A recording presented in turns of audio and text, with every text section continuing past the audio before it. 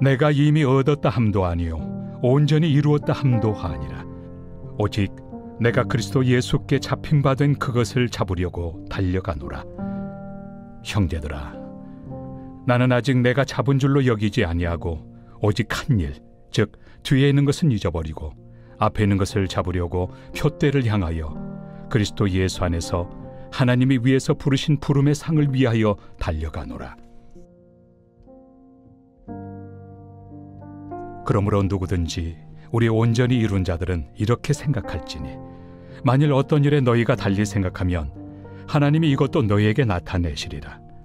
오직 우리가 어디까지 이르렀든지 그대로 행할 것이라. 할렐루야. 우리 다시 한번 우리 선하신 주님, 경이로우신 주님, 여기까지 우리를 인도하신 주님의 이름을 찬양합니다. 주님 홀로 영광과 찬양을 받아 주시옵소서. 선하신 하나님을 찬양합니다. 할렐루야. 네, 우리 하나님의 놀라운 은혜 가운데 우리 한몸 이룬 포도의 성도들 한번 바라보시면서요. 오늘 이 시간 영상으로 함께하는 모든 글로벌 포드 식구들을 향해서도 우리 한번 따뜻한 사랑과 축복과 격려의 박수를 서로에게 보내도록 하겠습니다. 주님의 놀라우신 은혜가 우리 모두에게 있게 되기를 주님의 이름으로 축복합니다. 할렐루야. 사랑하는 여러분, 성령 충만하십시오. 말씀 충만하십시오. 우리 지난 한 해에 대한 하나님을 향한 깊은 감사와 또 앞으로 찾아올 한 해에 대한 또 새로운 소망 안에서 우리가 어떻게 삶을 살고 또한 우리의 부르심의 삶을, 사명을 이루어야 할지를 발견하는 귀하고 놀라운 은혜가 있게 되기를 주님의 이름으로 축복합니다. 자, 우리 옆에 사람에게 이렇게 한번 축복하며 인사하셨으면 좋겠는데요. 표대를 향해 달려가십시오. 이렇게 한번 축복하시겠어요? 표대를 향해 달려가십시오. 그 은혜가 우리 모두에게 있게 되기를 주님의 이름으로 축복합니다. 여러분, 이 터키의 시인으로 알려져 있는 나짐 히크메트가 쓴 신과의 인터뷰라는 내용이 있습니다. 이 신과의 인터뷰에서요, 인간에게서 가장 놀라운 점이 무엇인가요? 라고 질문하는 이 모든 질문에 신은 이렇게 대답했다라고 쓰여 있습니다. 어린 시절이 지루하다고 서둘러 어른이 되는 것, 그리고는 다시 어린 시절로 되돌아가기를 갈망하는 것, 돈을 벌기 위해 건강을 잃어버리는 것, 그리고는 건강을 되찾기 위해 돈을 다 잃는 것, 미래를 염려하느라 현재를 놓쳐버리는 것, 그래야 결국 현재에도 미래에도 살지 못하는 것, 결코 죽지 않을 것처럼 사는 것, 그리고는 결코 살아본 적 없는 듯 무의미하게 죽는 것. 여러분, 어떠세요? 이렇게 고개가 좀 끄덕여지지 않으세요?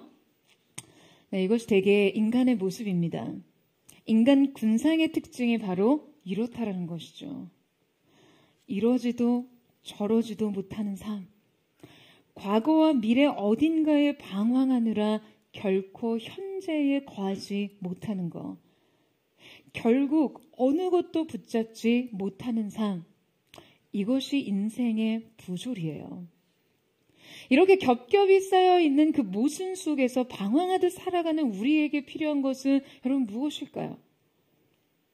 정확한 목적의식 아래에서 인생을 경영하고 견인해 나가는 능력이 필요합니다. 여러분 아멘이세요? 오늘 우리는 특별히 2024년 마지막 주일 예배를 맞아 이 한 해를 영적인 시선과 방향성 안에서 돌아보고 이 시간을 말씀 안에서 매듭 지어보려고 하는데요. 자, 오늘 본문은 사도 바울이 빌립보 성도들에게 보낸 목회 서신입니다. 바울이 빌립보 성도들에게 이 편지를 쓸 때는요, 이제 그가 회심해서 이 교회 사역에 뛰어든 지 근 30년의 시간이 지난 때였어요. 바울은 이 빌립보서를 기록하고 5년 후쯤에 순교를 하게 됩니다. 그러니까 지금 바울의 생애 속에서의 이 시기는요, 바울의 영성과 인격과 지성, 이 지식의 능력이 가장 무르익었을 때라고 할 수 있습니다. 그런 믿음의 거장 바울의 고백을 통해 정확한 인생의 목적, 부르심의 상을 쫓기 위하여 반드시 필요한 믿음의 시제에 대해서 함께 살펴보고자 합니다. 첫 번째, 믿음의 시제는 믿음의 현재 진행형입니다. 자, 우리 함께 12절 말씀을 다시 한번 같이 읽어보도록 하겠습니다. 12절 말씀 시작. 내가 이미 얻었다함도 아니요 온전히 이루었다함도 아니라 오직 내가 그리스도 예수께 잡힌 바 된 그것을 잡으려고 달려가노라. 자, 지금 바울은 매우 중요한 믿음의 원리와 그 태도를 설명하고 있는데요. 그 첫 번째가 바로 믿음의 현재 진행형입니다. 여러분, 믿음은요, 언제나 현재 진행 상태입니다. 이것이 믿음이 지닌 그 자체의 속성이에요. 왜냐하면 이 믿음은 본질적으로 하나님을 향한 의존의 성향이거든요. 그런데 우리가 하나님을 의존하고 있다라고 할 수 있는 그 명백한 증거는 언제나 현재형으로서만 드러날 수 있습니다. 만약 우리의 믿음이 과거에 머무른다면 우리는 우리 자신의 어떠한 경험과 공로에 의존하게 되죠.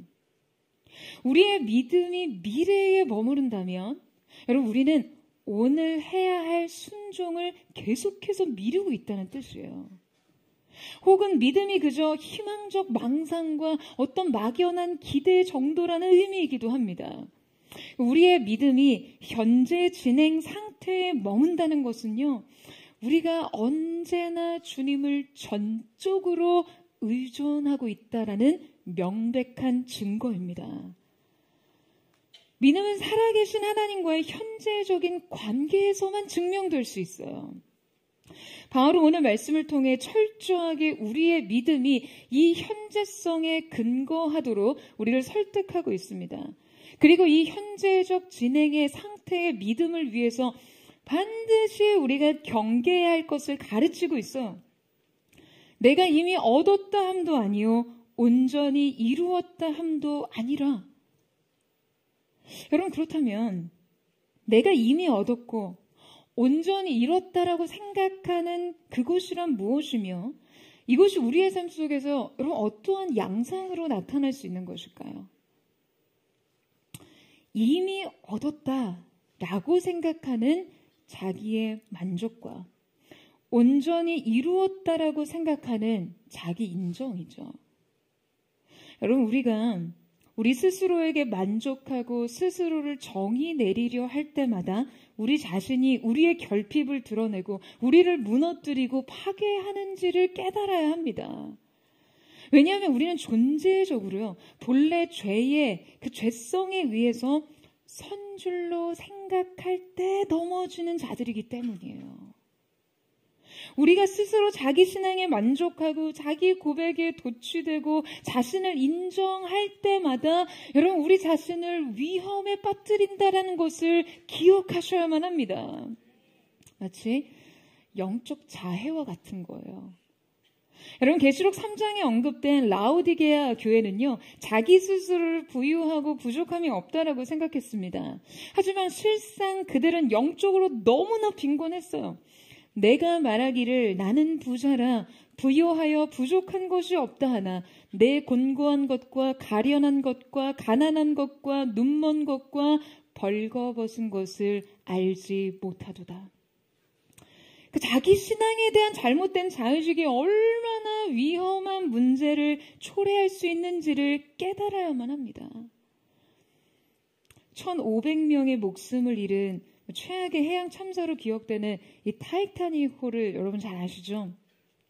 이 타이타닉호의 침몰은요, 바로 이 자기 만족과 자기 인정으로부터 비롯된 참사였어요. 1912년 영국 사우샘프턴 항에서 출발해서 뉴욕으로 향하던 이 타이타닉호는요, 당시 최고의 기술과 혁신적인 설계로 절대로 침몰하지 않는 배, 불침선이라는 별칭을 얻었습니다. 그러니까 설계상 이 두 격실이 침수가 되더라도 이 배는 결코 침몰할 수 없다라고 자신을 하던 배였어요. 그러니까 당시에 이 선박을 설계한 엔지니어들은요, 모두 이 배의 침몰 가능성을 부정하고 그러니까 이 자신감에 근거해서 실제 필요한 양보다 훨씬 적은 구명 보트를 비치했습니다.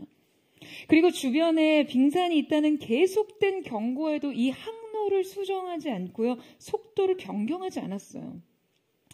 불침선이라는 자기 인정과 기술적 신뢰와 자신감 위에서 현재적 경계심을 그냥 완전히 잃어버린 거예요.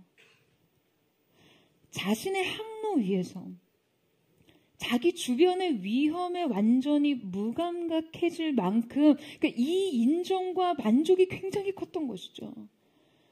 결국 이 세기의 불침선은 빙하가 녹은 차디찬 바다 한가운데서 1,500명의 승객들을 빠뜨리고야 맙니다.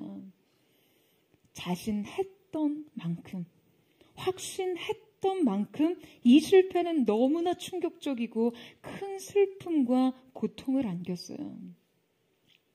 여러분, 저는 늘 이 역사적인 비극을 떠올릴 때마다 우리의 영적인 침몰을 경계하게 됩니다. 이 역사의 비극은요, 우리의 영혼에서 얼마든지 일어날 수 있는 일이기 때문이에요. 이 영적 침몰과 참사는 우리의 영혼에서 너무나 자주 반복되죠. 우리 스스로 우리 자신을 인정할 때마다, 섰다고 생각할 때마다 우리는 쓰러집니다. 여러분, 경험에 안주하고 성취에 의존하는 순간 인간은요, 오늘 하나님 앞에 질문하지 않습니다. 질문할 필요도 없고요. 귀를 기울일 필요도 없게 돼요. 왜냐? 그냥 매뉴얼에 따라 살면 되니까요. 경험에 의존하면 되니까요. 노하우를 따라 행동하면 되니까요. 하지만 여러분, 믿음의 여정은 언제나 현재 매 순간의 의존과 겸손을 통해서만 길을 잃지 않을 수 있습니다. 여러분, 이 사실을 믿으세요? 현재 성령의 인도하심이라는 이 명확한 궤도 위에서 계속해서 하나님의 뜻을 구할 때만이 이탈과 착오와 방황을 막을 수 있다라는 거예요. 자기 인생의 매뉴얼을 하나님의 인도하심, 성령의 인도하심에 두는 자들에게만 인생의 이탈을 면할 수 있는 겸손이 주어질 수 있습니다. 여러분, 올 한 해 어떤 성장을 이루셨어요? 여러분의 오늘은 어떠한 의미입니까? 오늘 우리는 나는 어떤 사람이라는 이 자기 정의와 자기 인정, 자신의 만족을 거부하고 여러분 그저 이 안전한 진리 위에 서야 합니다. 내가 이미 얻었다 함도 아니요 온전히 이루었다 함도 아니라 나는 오늘도 그저 달려가노라. 할렐루야. 여러분, 이때 바울이 이 현재 진행형 상태를 생생하게 묘사하기 위해서요, 달려가노라 라는 동사에 이 디오코라는 단어를 사용하고 있는데요. 자, 이 표현은 육상 경기에서 경주자의 모습을 묘사하고 있어요. 여러분, 이 고대 사회에서는요, 육상 경기가 매우 인기가 많았습니다. 심지어 지금 이 올림픽의 기원이라고 할 수 있는 올림피아 경기가 이미 기원전 4년마다 한 번씩 개최가 됐었어요. 근데 이 대회 중에서도 가장 중요한 경기가 대회의 꽃이라고 할 수 있었던 것이 바로 단거리 달리기였는데요. 바울은 실제 이 디오코라는 단어, 즉 육상 경기에서 선수들이 그 피니시 라인, 꼬린 지점을 향해 전력 진출하는 모습을 표현한 지금 이 디오크라는 단어를 우리가 믿음의 경주를 하는 모습을 설명하기 위해서 인용합니다. 경주자는요, 이 결승선에 대한 목표의식과 또 경기장의 트랙 위라는 경기 규칙 안에서 경주를 하죠.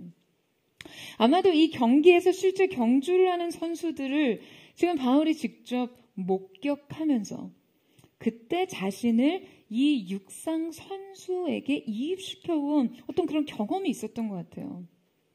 그래서 바울은 지금 자신이 이 한 가지 목표점을 향해 달리는 경주자 같다라고 묘사하고 있는 것입니다. 그런데 많은 사람들이 지금 우리의 믿음의 삶을 표현한 이 경주자의 의미를요, 상당히 부담스럽게 받아들이고 있다는 것을 깨달았어요. 그러니까 이 질주하는 경주자에게서 느껴지는 그 어떤 속도와 그 에너지를요, 하나님을 섬기는 성도로서의 그 자신에게 대입하는 게 굉장히 부담스러운 거죠. 게다가 경주에는 반드시 승부가 있다라는 그 전제까지 생각하면 더 그렇습니다. 그러니까 나의 속도와 능력치가 의식이 되니까요. 여러분, 그런데 이것은 이 디오크라는 동사를 좀 더 입체적으로 이해하고 있지 못하기 때문에 따르는 오해입니다. 이 디오크라는 단어는요, 헬라어 성경에서 이 다른 문맥 속에서도 쓰였는데요. 그 쓰임은 추격하다, 끊임없이 추구하고 쫓다라는 의미로 사용됐습니다. 그러니까 말하자면 지금 이 행위가 어떤 맹목적으로 단순히 달리고 있는 그 상태를 의미하는 것이 아니라 대상에 대한 집요한 집중과 추격과 추구에 있다는 거예요. 쉽게 말해 속도보다 방향이 본질입니다. 경주자에게 있어서 중요한 것은요, 목표 지점이에요. 바울이 의식하고 있는 것은 어떠한 질주 본능 그 자체보다도 지금 이 경주자가 결승전을 향해, 그 결승선을 향해 달리고 있다는 점입니다. 어떠한 상황에서도 이 결승선을 의식하며 달리고 있다는 것이죠. 여러분, 그리고 우리가 주목할 것은 지금 자신의 삶을 경주자의 삶에 대입시킨 이 바울의 당시 상황입니다. 빌립보서는 바울이 로마에서 감옥에 갇혀 있는 동안 쓴 편지 중에 하나이죠. 그래서 이 서신을 바울의 옥중서신이라고 부릅니다. 그는 예루살렘에서 체포된 이후에 여러 차례의 재판과 항소를 거쳐서 로마로 이송이 됐고요. 그곳에서 황제의 재판을 기다리며 가택연금 상태에 처하게 됩니다. 바울이 로마법에 따라서 황제에게 항소했기 때문에 로마로 보내줘서 재판을 기다려야 했고요. 이 재판은 황제에 의해 심리될 가능성이 있었지만 언제 열릴지 확실하지 않았어요. 이때 황제의 재판을 기다리는 동안 바울은 자비로 빌린 그 집에 거주하면서요, 사슬에 묶인 채로 로마 군인들의 감시를 받고 있었습니다. 그러니까 바울의 상황은 지금 매우 불확실하고 불안한 상태에 놓여 있었던 것이죠. 게다가 그는 지금 사슬에 묶여서 구금이 된 상황이었잖아요. 자신의 운명을 알 수 없는 생과 사의 경계에 있었습니다. 인도하심을 따라 여기까지 왔지만 사슬에 묶인 자신을 충분히 무력하다라고 느낄 상태였죠. 그러니까 복음 전파자로서의 사명을 충성을 다해 감당하려 했지만 그 당시 바울이 접촉할 수 있는 사람이라고는요, 그냥 자기를 감시하는 로마의 군병들이나 감시병과 그냥 이따금씩 마주치는 로마의 고위층 궁궐 사람들 뿐이었어요. 자신이 투옥 상황 때문에 가능했던 아주 최소의 범위의 관계였죠. 여러분, 그럼에도 불구하고 바울은 지금 이 무력한 상황 가운데서도 여전히 자신은 현재 경주자처럼 결승선을 향해 달리고 있다라고 의식하는 거예요. 여러분, 이 자기 정체성과 삶에 대한 해석을 여러분 우리가 깊이 묵상하며 받아들여야 합니다. 여러분, 아멘이세요? 하나님이요, 나를 그분의 완전한 뜻대로 부르시고 세우시는 한, 비록 사슬에 묶여 감옥 생활을 하고 있어도 나는 여전히 전력을 다하고 있다고 생각하는 여러분 이 삶의 인식 말이에요. 여러분, 너무 감동적이고 놀랍지 않습니까? 여러분, 이것이 바로 사명자의 존엄입니다. 사명자가 부르심에 반응하고 순종하는 삶은요, 이렇게 해석될 수 있다라는 것이에요. 바울은 바로 이러한 관점으로 삶을 해석하고 있었기에 지금 자신이 사슬에 비록 묶여 구금 상태에 있지만 지금 이것이 곧 복음의 진보를 위한 하나님의 묘수이며 이 무력하고 제한적인 환경마저도 놀라운 파급과 확장을 이룰 수 있는 그 전략적인 도구라고 판단할 수 있었을 거예요. 여러분 이 사실을 믿으세요? 여러분 저는 이러한 태도가 우리 모두에게 있게 되기를 축원합니다. 그리고 바로 이때 이 가택 연금의 시간 동안 전한 바울의 복음을 통해 그 하나님의 복음이 로마의 중심부를 돌파하고 뚫고 들어갈 수 있었어요. 하나님의 묘수이죠. 여러분 우리도 삶을 이렇게 봐야 합니다. 삶을 이렇게 읽어야 돼요. 부르심을 향해 선이다. 부르심 하나를 보고 서는 이상 이 방식이 아무리 초라하고 아무리 무력하든지 간에 이것은 경주자의 질주요 승자의 삶이라는 건 말이죠. 오늘 여러분에게 소개해드리고 싶은 이야기가 하나 있는데요. 제가 그냥 가끔 생각이 나면 다시 그 책을 펼쳐들고 다시 읽어보고 또다시 막 눈물을 흘립니다. 존 오트버그의 평범 이상의 삶이라는 책에 등장하는 내용이에요. 이 존 오트버그에게는 친구 톰 슈미츠가 있었는데요. 이 톰 슈미츠의 경험담을 소개한 글이었어요. 이 톰 슈미츠는 한 시립 요양병원에서 봉사활동을 했는데요. 이 병원은 굉장히 어둡고 쾌쾌한 냄새가 나서 사람들이 쉽게 선뜻 들어가기 어려운 곳이었어요. 그리고 병동의 복도 끝에서 이 휠체어를 탄 할머니를 발견하는데 그분의 얼굴은 너무나 끔찍했어요. 눈이 멀고 거의 듣지 못했고 얼굴은 암으로 아주 심하게 손상된 상태였어요. 눈먼 초점은, 이 눈동자는 초점을 잃었고요. 암으로 변색된 피부에서는 고름이 계속해서 흐르고 있었습니다. 이것 때문에 코는 찌그러져 있었고요. 눈도 하나밖에 없었고요. 턱관절이 일그러져 있어서 입이 돌아가 계속해서 침을 흘리고 있으셨어요. 신창 간호사들이 오면 감독자들은 이 할머니를 돌보게 했는데요. 그 이유는 신창 간호사들이 바로 이 할머니를 보고 견딜 수 있으면, 즉 이 병원 내 어떠한 일도 견딜 수 있다라고 생각했기 때문이었어요. 그녀는 89세의 메이블이란 할머니였습니다. 할머니는 병상에 누운 지 25년이 되었고요. 할머니가 함께 지나는 이 같은 방의 다른 환자들은 의식이 전혀 없는 사람들이었어요. 그러니까 이 메이블 할머니는 매일 삶과 죽음 경계, 그냥 그 어딘가에서 헤매고 있는 사람들 사이에 좁고 불편한 침상에 누워 그냥 눈을 떠도, 눈을 감아도 그냥 그 어둠뿐인 삶을 25년 거듭하고 있었던 것이었어요. 이 어둠 속에서 들리는 소리는 옆에 누인 사람들의 그 옅은 신음소리뿐이었습니다. 상습적인 두통, 요통, 얼굴이 일그러지고 암까지 걸린 할머니는 가족 한 사람 없이 찾아주는 이가 없었어요. 하지만 이 메이블 할머니는 대부분의 시간을 찬송을 부르거나 말씀을 암송하면서 보냈습니다. 톰 슈미트는 이 3년간 매주 한두 번씩 이 메이블 할머니를 만났는데요. 그러니까 이 할머니를 만나면 만날수록 자신이 할머니에게 도움이 될 거라는 생각은 바뀌게 되었어요.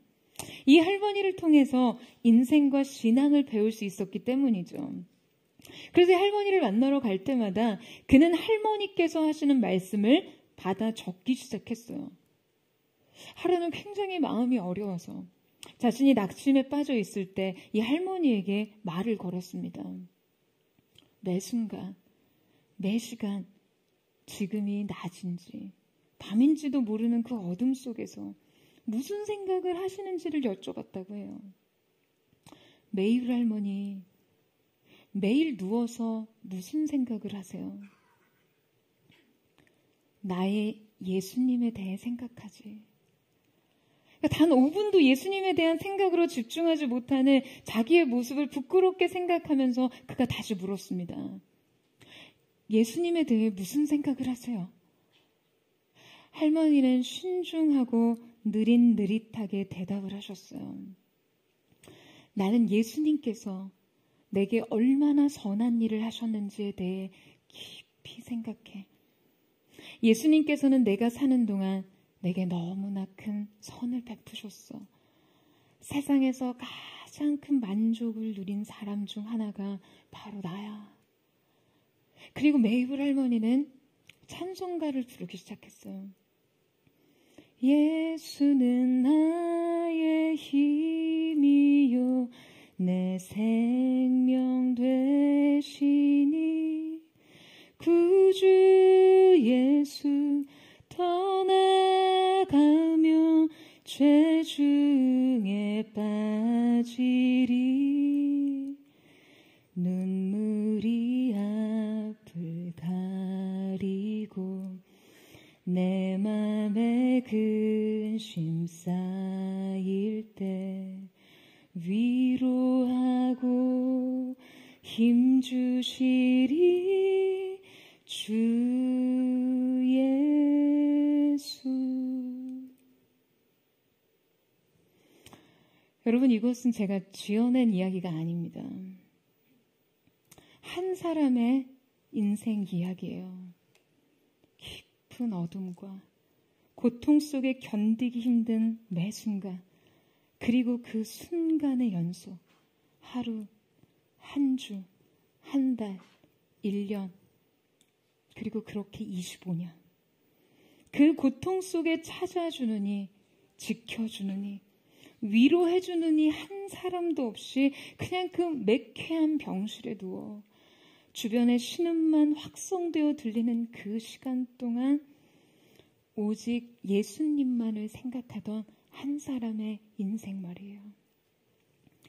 예수님을 생각할수록 그 선하심과 그 무궁한 사랑이 그 영혼을 완전히 사로잡았고 고통을 지배했고 어두움을 이겼습니다. 여러분, 이 한 사람의 인생의 의미는 어떻습니까? 어떤 의미인가요? 여러분, 저는 25년간 무력한 침상에서 예수 그리스도의 선하심을 끊임없이 생각하는 것, 지독하게 병들고 추한 육체 속에서도 그 생명을 누리는 것 외에 아무것도 할 수 없던 이 할머니의 삶이 진정한 질주의 삶, 전력의 삶이라고 생각합니다. 그리고 이 할머니는 끝내 그 결승선에서 어느 경주자와 비할 수 없는 빛난 면류관을 얻었을 거라고 믿습니다. 여러분, 동의하시나요? 여러분, 여러분의 삶은 어떠세요? 각자의 사명, 각자의 부르심, 각자의 삶의 무게, 우리에게 주어진 조건은 모두 다릅니다. 때로 이것에서 뜨겁게 예배하고 돌아간 삶의 자리에서 여러분 너무나 심한 무력감을 느끼시는 분이 있으실 거예요. 나의 지난 한 해 동안 그냥 내가 한 것이라고는 실패밖에 없는 것 같고 그냥 근근히 버티며 산 것뿐인 것 같고 도무지 삶에서 인생의 효능감이라고는 느껴본 일 없는 분이 있으실 수 있어요. 삶이 녹록지 않으니까요. 사랑하는 여러분, 그럴 때 사슬의 메인 바울을 생각하십시오. 침상에 누인 메이블 할머니도 생각해 보세요.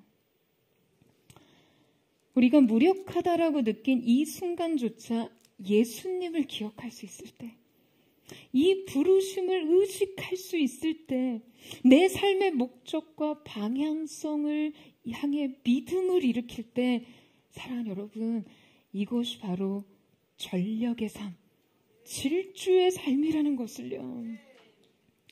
여러분, 저는 사랑하는 포드처치의 성도들에게 가장 무력한 순간이라 할지라도 가장 능동적인 믿음의 경주를 포기하지 않는 그러한 하나님의 사람들 되시기를 주님의 이름으로 축원합니다. 여러분에게 주어진 환경과 삶이 어떻다 할지라도 매일의 삶을 근근히 버티며 견디고 살아가는 일상의 한복판이라 할지라도 여러분의 인생을 부르시고 참되게 하신 예수 그리스도를 바라볼 때마다 그 부르심의 상을 향해 달려가는 마음으로 설 때마다 여러분의 삶은 믿음의 경주자의 삶이요 아름다운 면류관이 예비된 인생일 줄로 믿습니다. 그렇다면 바울의 시선 끝에 여러분 지금 무엇이 있습니까? 지금 그의 경주는 무엇을 향해 있나요? 바로 그리스도 예수께 잡힌 바 된 그곳이죠. 지금 바울이 자발적으로 그리스도 예수를 붙잡은 게 아니라요. 그리스도께서 자신을 잡으신 거예요. 이것은 그리스도의 주권적인 구원사여 그리고 그분의 소유권과 부르심을 의미합니다. 그런데 바울이 그리스도 예수께 잡힌 바 된 그것을 잡으려고 라는 표현은 능동성과 수동성이 긴밀히 연결되어 있어서요. 사실 지금 이 표현은 굉장히 모순적이고도 역설적인 구조를 가지고 있습니다. 잡힌 바 되었다와 잡으려고 달려간다라는 표현은요, 사실상 굉장히 대립적인 의미이죠. 해석도 굉장히 복잡합니다. 이미 붙잡혔지만 붙잡으려고 한다는 거죠. 자, 여러분 이게 무슨 의미입니까? 여기에 굉장히 중요한 신앙의 역설이 있어요. 여러분 사도 바울은요, 다메섹 도상에서 그리스도에 의해 붙잡혔습니다. 이 사건은 자기의 의지와 상관없이 하나님의 주권적인 은혜로 이루어진 것이었어요. 그리고 그 사건 이후에 그는 그리스도께 전적으로 잡힌 바 되었기에 이제 자신의 삶을 송두리째 건 의지적이고 능동적인 추구를 시작합니다. 그의 삶은 이 주도적인 은혜에 대한 주도적 응답의 과정으로 전환돼요. 저는 신학적으로도 매우 풀어가기 힘든 이 사도 바울의 이 역설적인 고백을 깊이 묵상하면서요, 저의 그 신앙적인 체험이 막 되살아나는 것을 경험했어요. 바로 주님을 깊이 맛보아 알 때 더 강렬해지는 그 깊은 타는 목마름 말이죠. 목마름이 목마름을 부르는 그 역설 말이에요. 성령의 생수가 결국 또다시 갈증을 일으키는 역설이죠. 결국 우리는 주님의 사랑에 붙잡힐수록 이 능동적으로, 더 능동적으로 이 수동적 상태를 갈망하게 되는 거예요. 이 사랑의 지배 아래 더 의지적으로 자신을 가두게 됩니다. 바로 이런 모순적 경험은 그가 다메섹 도상에서 주님을 본 즉시 눈이 멀었던 경험과도 같아요. 여러분, 그는 참된 생명의 빛, 진리의 빛이신 예수를 보게 되었을 때 그는 실제로 이 시력을 상실하게 됩니다. 정작 3일간 그는 물리적으로는 어둠 가운데 갇혀 있었어요. 그런데 여러분, 그가 이 깊은 어둠 속에서 정작 무엇을 경험했을까요? 이 어둠 속에서 영원한 빛, 참된 생명의 빛을 보았어요. 여러분, 고대 그리스의 3대 비극인 소포클레스의 오이디푸스 왕이라는 작품이 있죠. 이 작품에서 이 오이디푸스가요, 자신의 아버지인 라이오스 왕을 죽이고 그의 왕비였던, 즉 자신의 어머니와 결혼한 자기의 그 비극적 운명을 깨닫고 스스로 자기의 두 눈을 뽑는 그러한 내용입니다. 정작 진실이 눈앞에 펼쳐지자 인간은 그것을 감당하지 못하고요, 스스로 자기의 시력을 버리죠. 하지만 또한 두 눈을 잃은 이 오이디푸스의 왕이 의식에서 깨어나서 하는 첫 번째 말이 인생을 가르쳐 줍니다. 더 이상 볼 수 없었던 그가 어둠 속에서 한 첫 마디 말이 오 빛이여 였어요. 오 빛이여. 자신의 운명을 본 자가 한 말이죠. 인생의 진실과 본질을 이제야 보았다는 거예요. 그러나 오이디푸스가 본 진실은요, 인간의 비극이죠. 바울이 본 생명의 빛이 아니었습니다. 바울은 오이디푸스 왕처럼 아무것도 볼 수 없는 어둠 속에서 동일한 빛을 보았지만 이 빛은 비극적 진실이 아니라 참된 진리였어요. 영원한 빛, 생명의 빛이었습니다. 그 빛을 본 이후 바울은요, 끊임없이 갈망하게 된 거예요. 이 구속을 통해 느끼는 그 사랑 말이죠. 그리스도의 사랑이 강권하시는도다. 그리스도의 종으로서 누리는 그 자유 말이에요. 메인바된, 사랑의 메인바된 자가 누리는 그 사랑의 자유 말이에요. 여러분, 이게 얼마나 역설적인 말입니까? 여러분, 우리 역시 마찬가지입니다. 우리도 바울과 같이 능동적으로 이 수동적인 삶을 살고자 갈망해야 해요. 여러분, 아멘이세요? 적극적으로 이 지배 아래 놓이기를 사모해야 합니다. 이 절대적인 의존은 결코 무력한 것이 아니에요. 우리들에게는 이것이 그리스도의 권능에 참여하는 삶입니다. 그 부활의 생명에 참여하는 삶이에요. 그리스도의 종으로서만 누릴 수 있는 자유를 누리는 삶 말이에요. 붙잡힌 바 된 그것을 붙잡으려고 여러분, 오늘 우리도 달려가야만 합니다. 저는 사랑하는 포도의 성도들에게 이 갈망의 질주가 있게 되기를 예수님의 이름으로 축원합니다. 우리가 받아들여야 할 믿음의 시제 두 번째는 믿음의 과거 완료형입니다. 여러분, 우리는 앞서 우리의 믿음이 언제나 현재 진행형이어야 한다는 것을 배웠어요. 그러나 우리 믿음에는 반드시 과거 완료형이어만 하는 부분도 있습니다. 과연 인생의 어떤 영역을 과거 완료화해야 하는 것일까요? 자, 우리 함께 13절, 14절 말씀 보시겠어요? 우리 같이 한번 읽어보도록 하겠습니다. 시작. 형제들아, 나는 아직 내가 잡은 줄로 여기지 아니하고 오직 한 일, 즉 뒤에 있는 것은 잊어버리고 앞에 있는 것을 잡으려고 표대를 향하여 그리스도 예수 안에서 하나님이 위에서 부르신 부름의 상을 위하여 달려가노라. 자, 바울은 오늘 본문 속에서 여러분 무엇을 잊겠다고 합니까? 뒤에 있는 것을 잊겠다라고 합니다. 자, 여러분, 그렇다면 지금 이때 바울은 그의 과거의 행위, 성취와 업적뿐만 아니라 자신의 허물과 죄, 실패까지도 모두 잊겠다라고 말하고 있는 거예요. 과거의 실패나 과거의 영광에 얽매이지 않겠다는 거죠. 그런데 여러분, 많은 성도들이요, 바로 이것을 참 어려워합니다. 우리의 아픈 기억과도 영광스러운 과거와도 이별하지 못해요. 참 놀라운 것은 너무나 많은 사람들이 과거 속에 나로 살아간다는 사실이에요. 과거의 지배 아래 살아가는 거죠. 그것이 아픈 기억이든 영광이든 이 과거의 영향력으로부터 단절되는 것은 여러분 결코 쉬운 일이 아닙니다. 많은 부모들이요, 자신이 부모로부터 받은 상처를 마음에 많이 담아둡니다. 그런데 그 기억으로 인해 괴롭힘을 받고 아픈 만큼 우리는 자녀 세대에게 줄 것이 없어요. 여러분, 받은 게 없어서 줄 것이 없다라고 하시겠어요? 아닙니다. 우리가 육신의 부모로부터 받은 게 없다 해도 주님으로부터 받은 사랑이 있잖아요. 여러분, 아멘이세요? 여러분, 이 사랑은 대체 여러분에게 아무런 영향력이 없는 것입니까?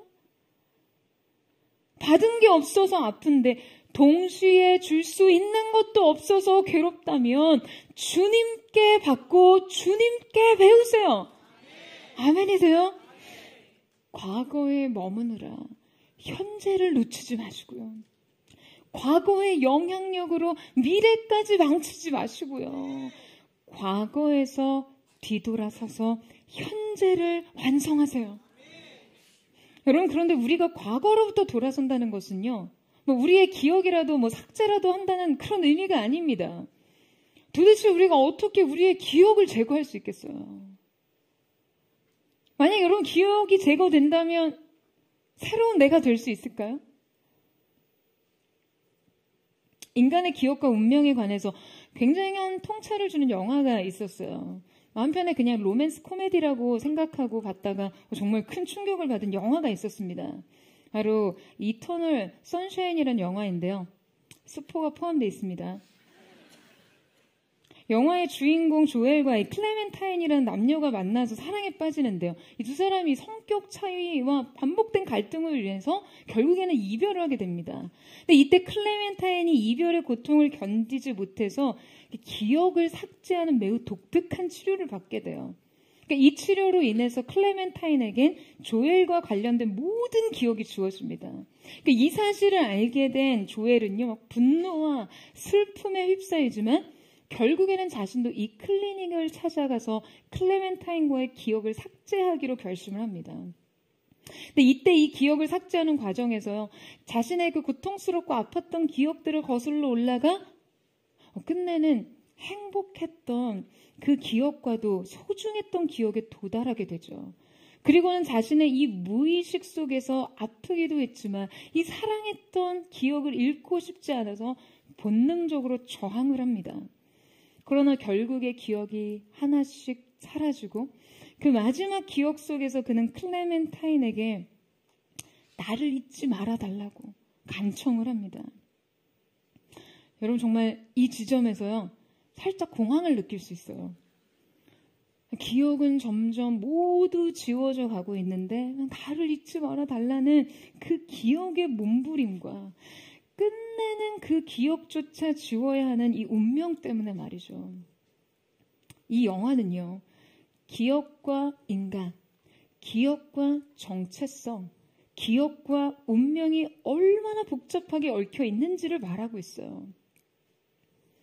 여러분, 기억을 지우면 우리는 더 이상 아프지 않는 걸까요? 정말 기억을 지울 수 있다면 더 이상 아프지 않습니까? 여러분, 우리도 바울의 말처럼 뒤에 있는 것을 잊어버리고 앞에 있는 것을 붙잡기 위해서는요, 그냥 아픈 기억을 모두 이렇게 하나씩 지워가는 어떤 기억 삭제술이라도 받아야 하는 것일까요? 그냥 기억을 지워내면 새로운 내가 됩니까? 우리는 과연 이 기억을 완전히 제거할 수 있을까요? 여러분, 있을까요? 없어요. 기억을 지울 수가 없어요. 다만 진정한 치유와 자유는 기억의 삭제가 아닌 그 아픔을 수용하는 데서 온다는 사실을 받아들여야만 합니다.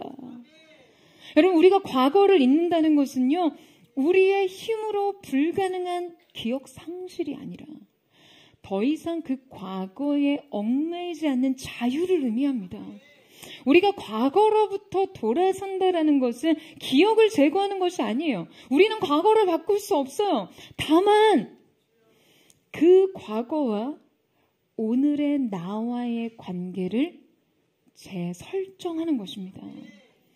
과거는 돌이킬 수 없이 이미 일어난 일이지만 그 과거와 나의 연결은 얼마든지 새로울 수 있는 것이기에 우리는 이 영향력을 오늘의 나로 결정할 수 있는 것이에요.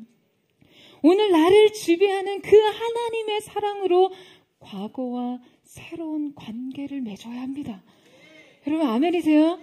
오늘 내 안에 성령님의 그 압도적인 영향력으로요, 기억의 지배력으로부터 벗어나야 하는 것이죠. 저는 오늘 그 은혜가 우리 모두에게 있게 되기를 주님의 이름으로 축원합니다. 여러분, 앞서 함께 읽은 본문의 말씀을 많은 성도들이 오역하시는데요.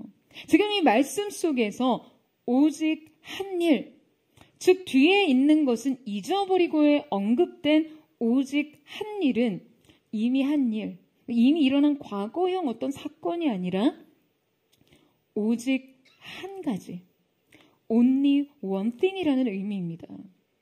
그러니까 바울이 말하는 것은 지금 내 앞에 이 one thing을 붙잡으려고 뒤에 있는 것들을 잊겠다라고 말하고 있는 것이죠. 여러분, 그러니까 기억과 오늘의 새로운 나와의 관계는요, 이 사이에 이 one thing이 끼어들 때 가능한 것입니다. 내가 과거로부터 돌아서서 오늘의 새로운 나로 살 수 있는 것은 내가 이 one thing을 붙잡을 때 가능한 거예요. 표대를 향하여 그리스도 예수 안에서 하나님이 위에서 부르신 부르심의 상을 위하여 달려가노라. 앞서 읽은 부름의 상을 위하여 달려가노라. 이 부름의 상은 헬라어로 브라베이온이라는 단어를 사용했는데요. 이 상은 앞서 살펴봤던 육상 경기 또는 사냥 대회에서 승리하는 자에게 주어지는 상이었다라고 합니다. 자, 그러니까 여러분, 사도 바울이 이 설명을 할 때 우리에게 어떠한 상황 설정을 육상 경기 혹은 지금 사냥 대회에서 결승선이나 표적을 향해 달리는 것으로 이해하고 설명하고 있다는 거예요. 고대 그리스나 로마에서 사냥은요, 굉장히 중요한 체육 행사였어요. 종종 귀족들은 사냥 대회를 열었는데요. 여러분이 바로 지금 이 사냥 대회에서 사냥을 하고 있다라고 설정을 하고 한번 상상을 해보세요. 네, 상상의 세계의 문을 한번 열어보세요. 열심히 사냥을 하느라 여러분이 초지일간 막 뛰어다녔어요. 그런데 여러분의 딱 시야 앞에 갑자기 토끼 한 마리가 나타납니다. 토끼는 고대 사회에서 가장 흔한 사냥감이었는데요. 그러니까 토끼가 시야에서 확보되고 이제 전력으로 달려서 이제 창을 딱 내리꽂으려고 하는 순간 내 앞에 한 존재가 나타났어요. 바로 그냥 아주 튼실하게 살이 포동하게 오른 멧돼지를 발견한 거예요. 여러분, 이 사냥대회에서 상을 얻을 수 있는 건 단연 멧돼지를 포획할 때겠죠. 비록 이제껏 자신이 쫓은 표적이 토끼라고 할지라도 말이에요. 자, 창은 한 개고요. 표적을 향해서 창을 던질 수 있는 기회도 오직 한 번뿐이에요. 생각하세요. 여러분, 이제 두 가지 표적이 동시에 움직입니다. 누구를 쫓으시겠어요? 토끼입니까? 멧돼지입니까? 저는 멧돼지는 좀 제 취향이 아니에요. 그리고 말도 안 되는 상상하지 마시고요. 아니, 그래도 이제껏 토끼를 쫓았는데 하면서 여러분, 멧돼지를 포기하실 거예요? 여러분, 이 순간의 결정은요, 너무나 명확합니다. 여러분, 지금 사도 바울이 우리에게 뒤에 있는 것은 잊어버리고 only one thing, 오직 한 가지 일을 향해 이 상을 받기 위해 내가 달려가노라 라고 한 이 표현이 바로 이러한 상황인 거예요. 지금까지 무엇을 쫓고 무엇을 향해 달려왔든지 간에 더 완전한 표적을 만났다면 그것을 향해 창을 던져야죠. 바울은 그 새로운 표적, 그 인생의 표대를 보았어요. 바로 예수 그리스도. 그분이 주실 부르심의 상을 말이죠. 여러분, 우리는 믿음의 사냥꾼이에요.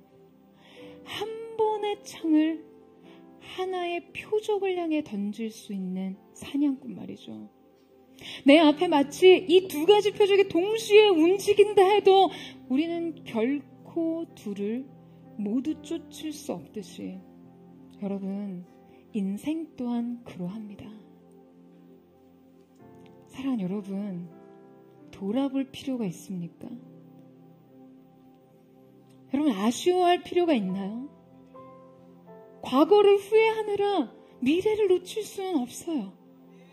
그리스도의 영광 앞에서 세상 영광을 구할 수는 없습니다. 사랑하는 여러분, 선택하세요. 내 앞에 오직 한 가지, only one thing.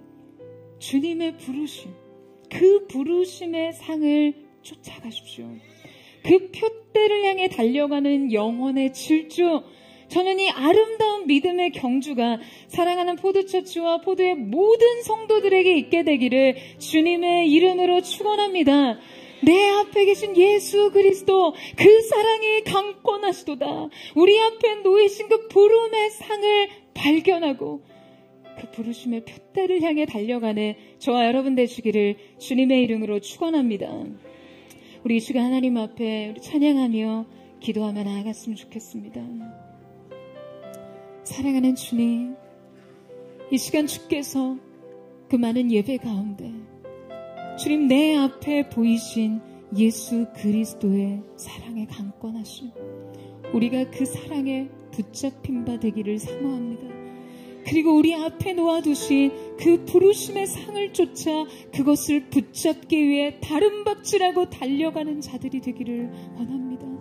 주님, 오늘 이 가운데 바울이 다메섹 도상에서 보았던 그 예수의 빛, 그가 들었던 그 예수의 음성을 우리 가운데도 들려주시고 보여주셨습니다. 이제껏 달려온 우리의 삶과는 또 다른 차원의 믿음의 경주를 시작하는 우리 모두가 될 수 있도록 역사하여 주옵소서. 우리 그 마음 고백하며 우리 주님 앞으로 함께 나아가기를 원합니다. 주 위에 나 노래하리라. 깊은 바다라도 주를 따르리. 하늘의 별들도 부는 바람도 내 안에 주님을 모두 노래할 수 없네. 주를 위해 주만 위해 살리. 주의 나 노래하리라. 주 위에 나 노래하리라. 깊은 바다라도 주를 따르리. 하늘의 별들도 부는 바람도 내 안에 주님을 모두 노래할 수 없네. 주를 위해 주만 위해 살리.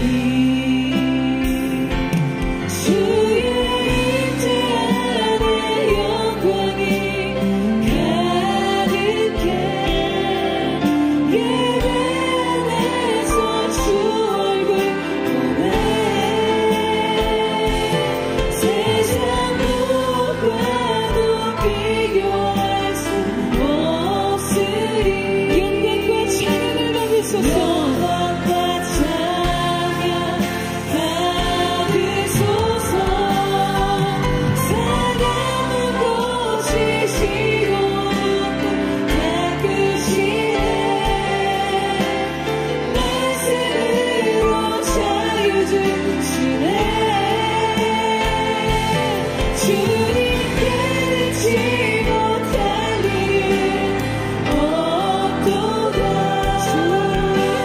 주를 위해 주만 위해. 다시 한번 주님과 함께 고백합니다. 주 위에 내 영혼 노래하리라. 나 노래하리라.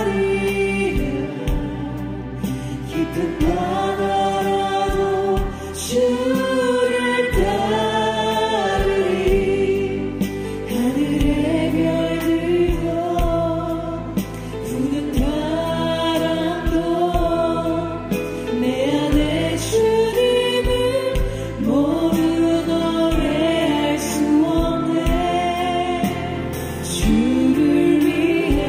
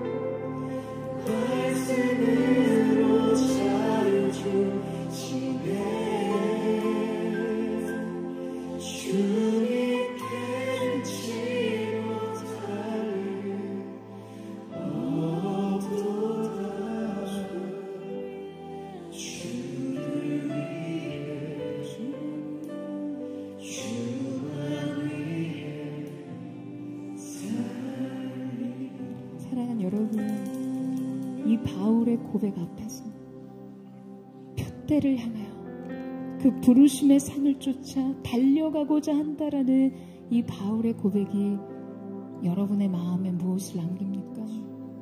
여러분 부담스러우세요? 인생 살아가는 내 코가 석자인데 이 질병을 짊어진 이 연약한 육체를 가지고 주님 내 앞에 두신 인생의 상을 쫓아 표대를 향해 달려가는 것은 불가능하다고 느끼시나요? 수많은 인생의 이리 치이고 저리 치이는 삶의 문제들 속에서 포괄적으로 먹고 살기를 분투하며 경쟁하는 경쟁사회 속에서 하나님이 여러분의 인생 고유한 부르심으로 불러신 그 표대를 향해 달려가는 것이라 주님 이거 너무 사치스러운 삶 아닙니까? 라고 생각하시나요? 사랑하는 여러분, 바울을 기억하세요. 그가 가장 온전하고 건강한 그때 건강한 육체로 거칠 것 없는 환경과 조건 속에서 자기의 인생 안에 주어주신 부르심을 향해 전진하고 또 전진하던 때가 아니 두 팔과 두 다리는 착고에 매어 사슬에 묶인 몸으로 제한적인 자신의 집 가택 연금의 상황에서 그의 마음이 얼마나 그리스도를 향한 갈망으로 가득 찼기에 표대를 향하여 달려가노라 이 전력의 삶으로 자기의 인생을 표현했겠어요. 사랑하는 여러분, 가장 무력하고 무능한 삶의 한복판에서도 그리스도를 향한 갈망이 있다면 그 목마름으로 우리가 주님을 추구하고 또 추구할 수 있는 마음만 있다면 우리의 삶이야말로 전력의 삶이 될 줄로 믿습니다. 침상에 25년간 아무도 찾아주지 않는 깊은 어두운 병상 가운데 있었던 메이블 할머니를 기억하세요. 여러분, 나의 예수님은 선하시고 무궁하셔서 언제나 나에게 가장 좋은 것을 주신다는 그 고백 안에서 그 인생의 영광에 면류가는 예비되었을 것입니다. 현실을 논하지 마시고요, 여러분 앞에 두신 사랑을 따라 부르심의 상을 쫓아 달려가는 저와 여러분 되시기를 주님의 이름으로 축원합니다. 주님, 가장 무력하고 무능한 현실 속에서도 우리가 주님을 향한 열망으로 달려가고 또 달려가기를 원합니다. 믿음의 경주자로 주님의 영광을 향해 달려가기를 원합니다. 이 전력의 삶으로 오늘 우리의 삶이 다시 한번 서게 하여 주시옵소서.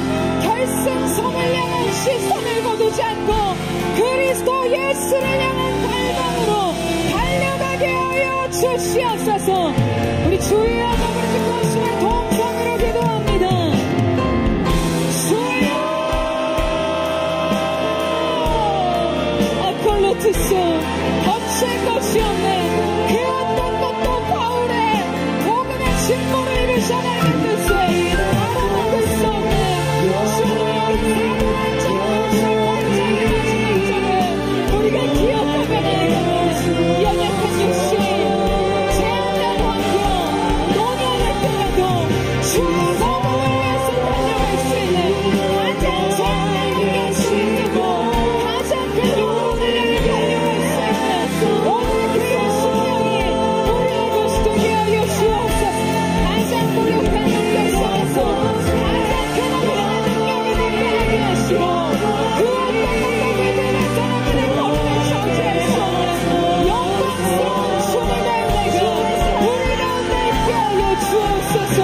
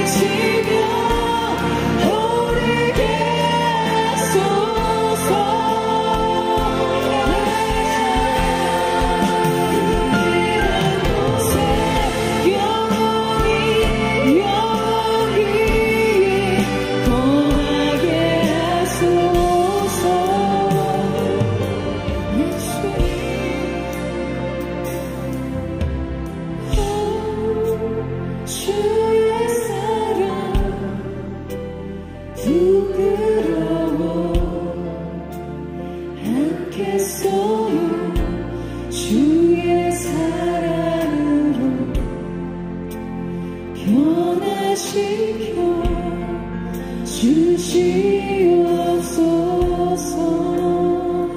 주 내 소망은 주 내 소망은 주 더 알기 원합니다. 이전보다 더 가까이 가길 원합니다.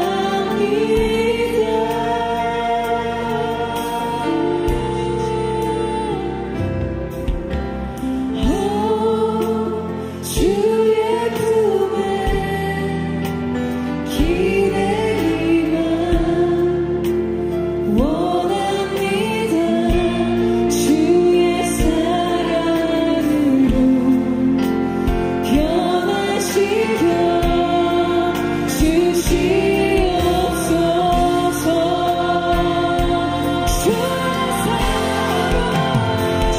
사랑으로 나게 지며 오르게 하소서.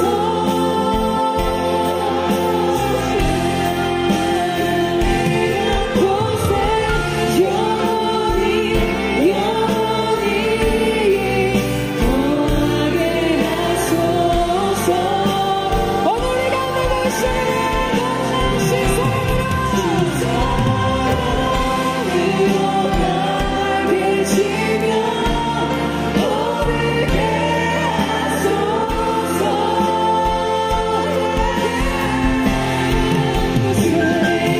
곳에 영원히 우리의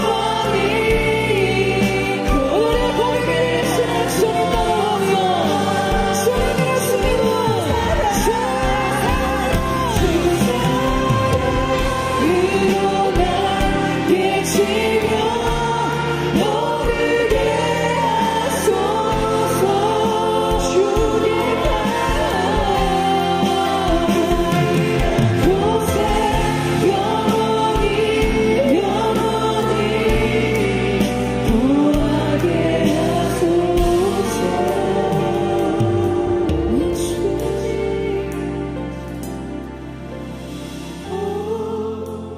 주의 사랑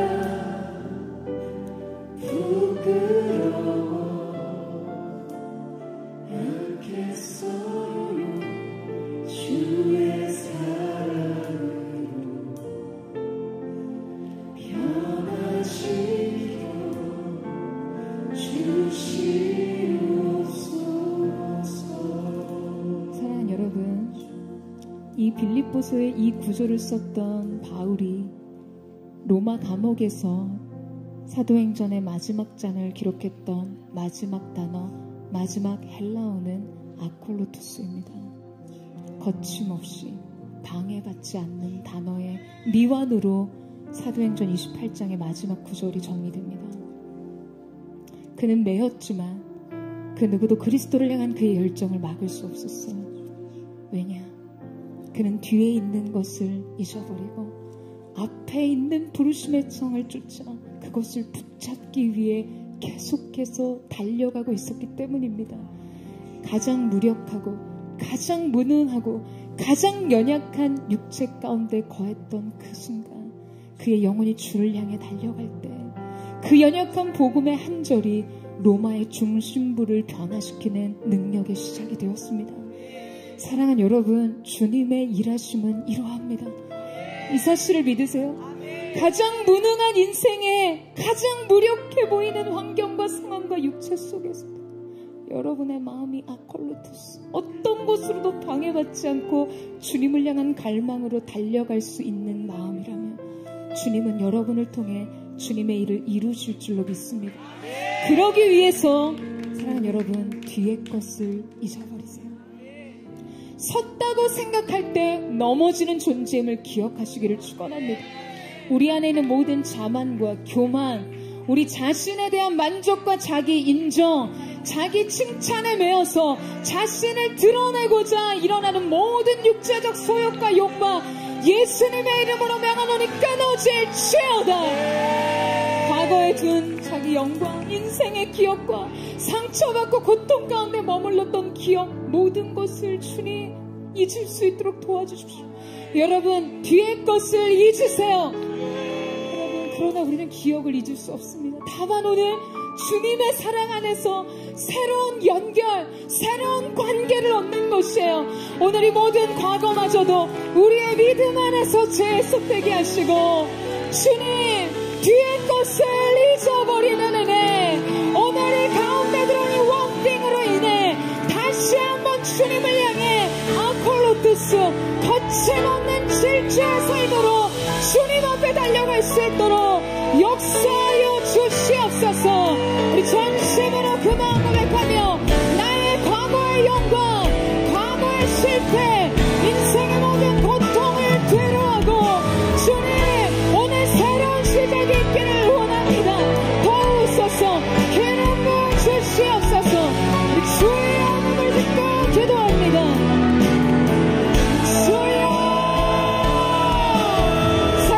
주님, 오늘 이 예배가 우리의 인생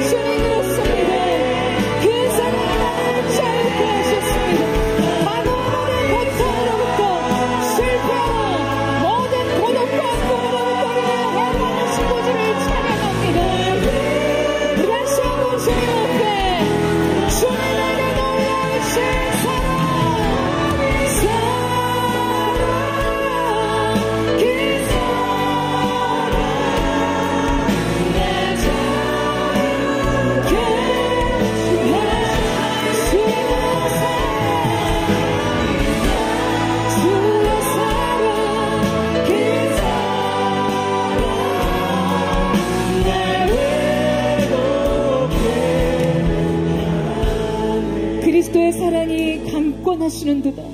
주님, 그 사랑으로 우리를 과거의 영향력으로부터 놓아주시옵소서.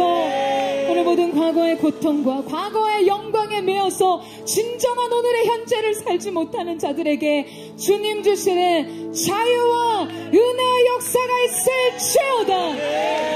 사랑하는 여러분, 표대를 향해 달려가십시오. 오늘 여러분의 인생 새로운 결승선이 그어졌습니다. 이제껏 여러분의 삶이 무엇을 쫓았던, 무엇을 향해 달려왔던, 무엇을 얻고자 했던 간에 오늘 여러분의 인생 앞에 새로운 표대, 새로운 표적이 주어졌어요. Only one thing. 여러분 앞에 주어진 이 한 가지 일, 그것을 위해 뒤의 것을 잊을 수 있는 거예요. 여러분의 인생을 고통스럽게 했던, 아니면 오늘의 현재를 온전히 살아내지 못하는 과거의 영광 안에 매여 있게 했던 앞에 있는 새로운 표적, 여러분 눈앞에 밝히 보이시는 예수 그리스도의 영광, 그분이 여러분의 인생을 쓰시겠다고 말씀하신 이 영광스러운 표대, 이 only one thing이 오늘 여러분의 인생에 끼워 넣게 되는 은혜의 역사가 있게 되기를 주님의 이름으로 축원합니다. 주님, 새로운 표대를 향해 달려가기를 원합니다. 주님, 거침없이 달려가기를 원합니다. 두려움도 벗어버리고 고통도 벗어버리고 내 인생 상처로 얼룩졌던 지난 모든 마음을 내려놓고 오늘 주님으로부터 배우고 주님이 보여주신 상을 쫓아 거침없이 달려갈 수 있도록 역사하여 주시옵소서. 우리 새 마음을 드리며 주여 새 마음을 듣고 우리 아침에 동성으로 기도합니다. 주여, 주여, 주여.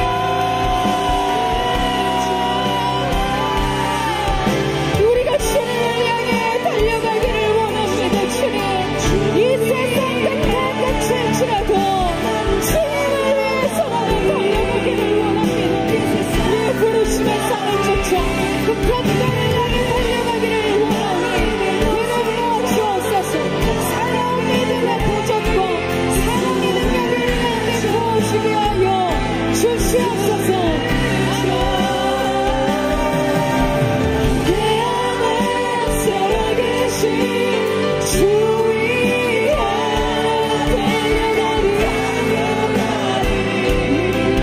이 세상 끝까지 그는 하나님의 독생자 나에게 되리. 예수는 주, 예수는 주.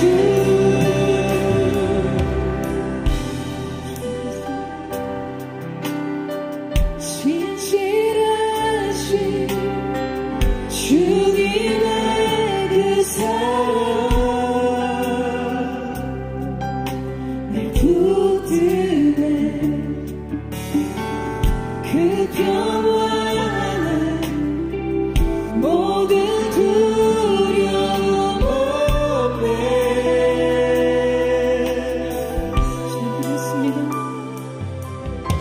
이 세상에 외치리 주 사랑을, 이것이 나의 소명, 주님 주신 소명. 그의 진실한 약속 위상 우리의 생명 다해, 생명 다해, 생명 다해. 내 안에 살아계신 주 위에 나는 달려가리. 이 세상 끝까지 그는 하나님의 독생자 온 땅 알게 되리. 예수는 주. 우리 두 손 높이리라. 내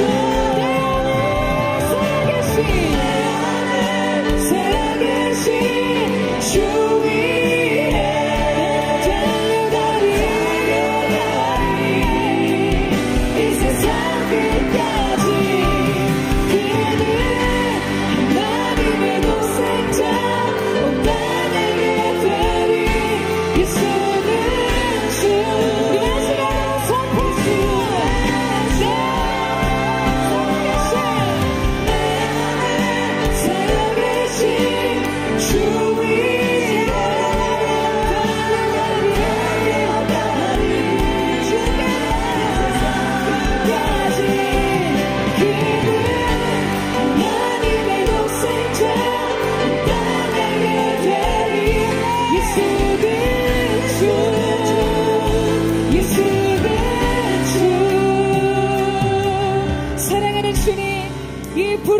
감사, 예수 그리스도의 영광을 위해 달려가는 인생 되기를 원합니다. 주님, 한 해를 뒤로하고 새로운 새해의 소망 앞에서 우리가 꿈꾸는 소망이랑 세상 영광, 세상 즐거움, 세상 낙이 아닌 그리스도의 영광이 되게 하여 주옵소서. 우리를 위한 하나님의 뜻이 우리를 통해 완성되게 하여 주옵소서. 겸손한 예배자들, 거룩한 사명자들이 일어나게 하여 주옵소서. 어떠한 상황 속에서도 그리스도를 향한 추구, 이 하나님의 얼굴을 향한, 그 나라를 향한 열망을 잃어버리지 않는 사명자의 존엄이, 예배자의 존엄이 사랑하는 보드처치의 것이 될 수 있도록 역사하여 주시옵소서. 예수는 그리스도, 예수는 주, 우리의 왕 되신 주님의 이름을 찬양합니다. 새로운 벽대를 향해 달려가게 하신 거룩 되신 주님의 이름을 송축하며 감사드리며 살아계신 예수님의 이름으로 기도드립니다.